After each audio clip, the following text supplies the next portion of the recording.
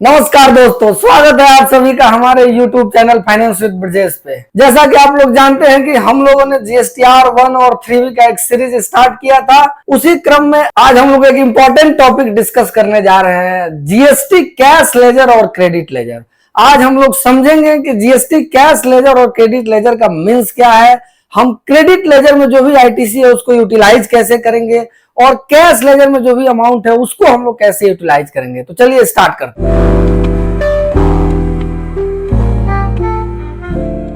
GST credit ledger. GST credit ledger क्या है, तो सबसे पहले हम लोग प्रोसेस समझते हैं कि आईटीसी क्या है। ITC means input tax credit, means जो भी इनपुट हम लोग परचेज कर रहे हैं या जो भी इनपुट सर्विस हम लोग ले रहे हैं या कोई कैपिटल गुड्स हम अपने बिजनेस में यूज करने के लिए अगर परचेज कर रहे हैं तो उस पे जो भी टैक्स हम पे करके आते हैं उसका क्रेडिट गवर्नमेंट हमें दे देती है, जिसे हम लोग इनपुट टैक्स क्रेडिट कहते हैं।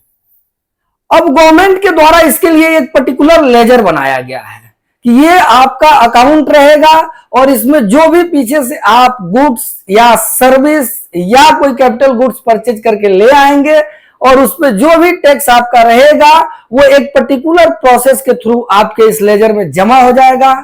और इस लेजर में जो भी अमाउंट रहेगा उसका ध्यान रखना है, केवल और केवल यूटिलाइजेशन आउटपुट टैक्स पे करने के लिए होगा। ये एक इंपॉर्टेंट पॉइंट है कि इस लेजर में जो भी अमाउंट है उसका यूटिलाइजेशन आप late fees, penalty, interest, even RCM pay करने में भी इस लेजर का इस्तेमाल नहीं करेंगे। अब आरसीएम पे करने में इस लेजर का इस्तेमाल क्यों नहीं करेंगे, इसको एक बार हम लोग समझ लेते हैं।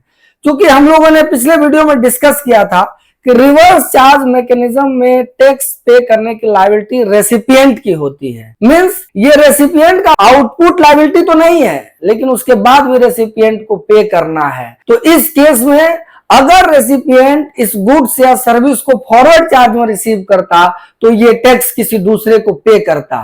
तो इसलिए गवर्नमेंट का ये मानना है कि जब भी आप किसी दूसरे का टैक्स पे करेंगे तो वो क्रेडिट लेजर से नहीं पे करेंगे, उसके लिए आपको कैश लेजर का इस्तेमाल करना होगा, जिसको अभी हम लोग आगे देखेंगे। एलिजिबल इनपुट टैक्स क्रेडिट एक इलेक्ट्रॉनिक रिकॉर्ड है, आउटपुट टैक्स लायबिलिटी को सेटअप करने के लिए यूज होगा।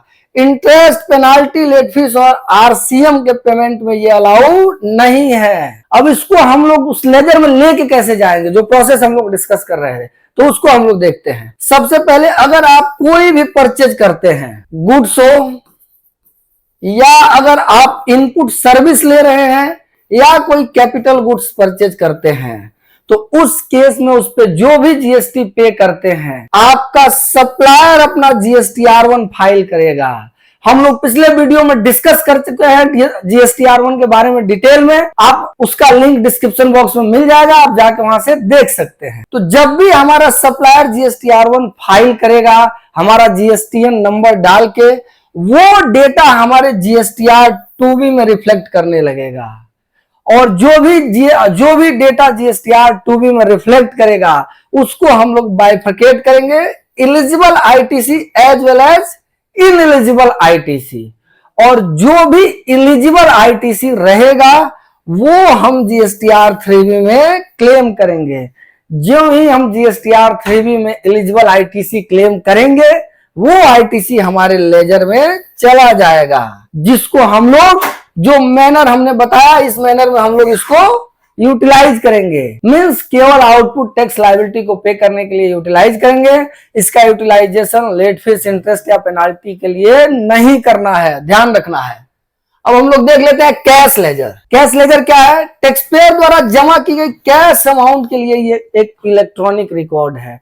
जिस तरह से आपका बैंक में खाता रहता है उसी तरह से सरकार ने एक अकाउंट आपका खोल रखा है जीएसटी के पोर्टल में, जिसमें जो भी आप कैश डिपॉजिट करेंगे। अब कैश डिपॉजिट का दो वे हो सकता है, ध्यान रखना है। एक, आप PMT06 से चालान जनरेट करें और अपने बैंक के थ्रू या यूपीआई के थ्रू या नेट बैंकिंग के थ्रू, जो आपके लिए इजी हो उसके थ्रू आप अपना चालान जमा करेंगे और ये चालान का अमाउंट आपके कैश लेजर में जमा हो जाएगा। एक और वे है, जीएसटी में दो सेक्शन है, सेक्शन 51 और सेक्शन 52। सेक्शन 51 टीडीएस को डिनोट करता है और सेक्शन 52 टीसीएस को।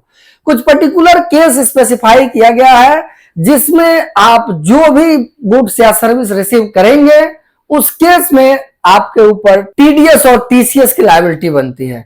तो जो भी टीडीएस या टीसीएस आपके लेजर में आएगा, आपका जीएसटीएन नंबर डाल के जो भी आपके जीएसटी पोर्टल पे टीडीएस या टीसीएस दिखेगा, उसको भी अगर आप एक्सेप्ट करेंगे तो वो डायरेक्ट आपके कैश लेजर में आएगा। ध्यान रखना है, टीडीएस और टीसीएस आपका हार्ड कैश मनी है, और जो भी आपका सप्लायर होगा, सप्लायर कुछ केस में सप्लायर टीसीएस कलेक्ट करेगा, या कुछ केस में जैसे गवर्नमेंट डिपार्टमेंट वगैरह के साथ आप काम करते हैं तो उस केस में आपको जो भी पेमेंट आपका रेसिपिएंट करेगा वो कुछ अमाउंट टीडीएस डिडक्ट करके करेगा। तो वो आपका अपना अमाउंट है। जो ही आप पोर्टल पे जाके टीडीएस और टीसीएस रिटर्न मीन जीएसटीआर 7 और जीएसटीआर 8 में जो ही जाके इसको आप एक्सेप्ट करेंगे, ये आपके कैश लेजर में आ जाएगा। अब हम लोगों को कैश लेजर का यूटिलाइजेशन कैसे करना है, तो ध्यान रखना है कैश लेजर का यूटिलाइजेशन आप किसी मैनर में कर सकते हैं। मींस कैश लेजर के यूटिलाइजेशन में किसी प्रकार का कोई रिस्ट्रिक्शन नहीं है। जो हमने क्रेडिट लेजर में देखा उस तरह का किसी प्रकार का कोई रिस्ट्रिक्शन नहीं है। मींस आप कैश लेजर से चाहें तो टैक्स पे करें, इंटरेस्ट पे करें, penalty, late fees, RCM. Even एक और इंपॉर्टेंट चीज मैं बता दूं आपको, अगर आपके सीजीएसटी कैश लेजर में अमाउंट है तो उसको भी आप एसजीएसटी में ट्रांसफर कर सकते हैं, जो कि आईटीसी में नहीं होगा। इन चीजों को ध्यान रखना है। सेटअप और पेमेंट के समरी को हम लोग ऑलरेडी एक वीडियो में डिस्कस कर चुके हैं, जिसका लिंक आपको डिस्क्रिप्शन बॉक्स में मिलेगा। एक बार मैं यहां भी डिस्कस कर देता हूं कि जब भी हमारा आउटपुट टैक्स लायबिलिटी होगा तो सबसे पहले हम कोशिश करेंगे कि हमारे इनपुट टैक्स क्रेडिट से आउटपुट टैक्स लायबिलिटी का सेटअप हो, और अगर उसके बाद से अगर कुछ बचता है, मीन्स अगर आउटपुट लायबिलिटी और बचता है, तो उस केस में हम कैश लेजर का इस्तेमाल करेंगे। इन सब चीजों को ध्यान रखना है। तो इस डिस्कशन में आप लोगों को हमने कैश लेजर और क्रेडिट लेजर के बारे में डिटेल में समझाया। अगर कोई कंफ्यूजन हो तो कमेंट बॉक्स में जरूर बताएं। Thank you.